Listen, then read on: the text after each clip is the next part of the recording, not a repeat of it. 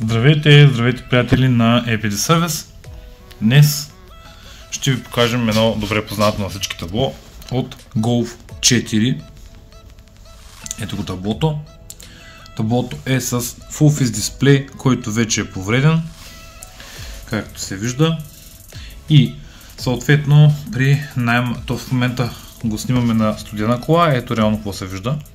Ето това е, защото камерата малко така като завъртим преекспонира, но ето реално какво се вижда.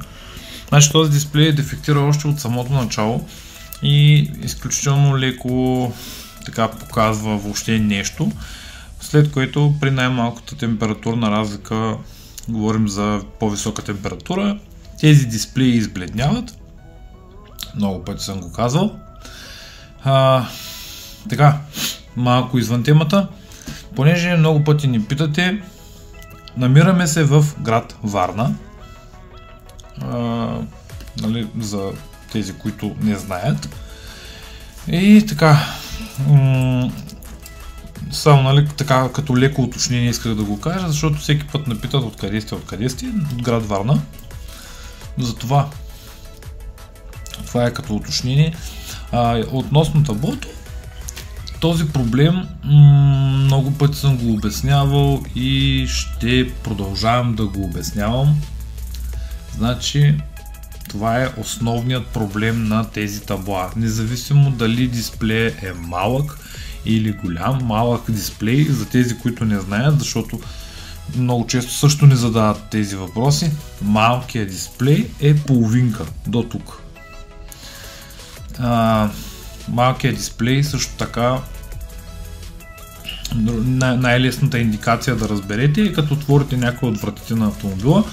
Ако излезе една малка иконка ето тук горе, означава, че автомобилът е с малкият дисплей или въобще няма дисплей, едно от двете. Ако излезе цяла кола и съответната врата, която точно е отворена, това означава, че вие сте с големи или тъй наречен Full Face дисплей. Това е наистина уточнение, което много пъти съм го правил, но явно очевидно в последните клипове не ми се е налагало и може би хората не знаят и много често ме питат като след въпрос какъв е дисплей, те казват аз не знам какъв дисплей имам. И така, благодаря ви.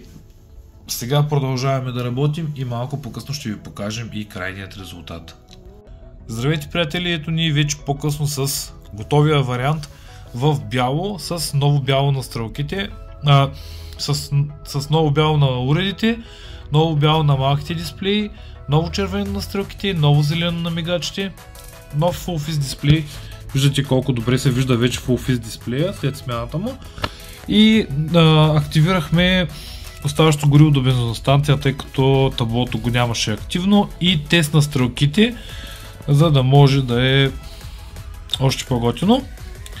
И това е като цяло. Ако имате нужда, пак казвам, свържете се с нас. Има линк към нашата Facebook страница, има посочен телефон, може спокойно да не се обадите в работно време. И така, също може да се абонирате за канала с камбанка. Така, това е напълно безплатно, така помагате много за развитието на този канал. Ще бъдете известявани всеки път, когато изкараме ново видео по този начин.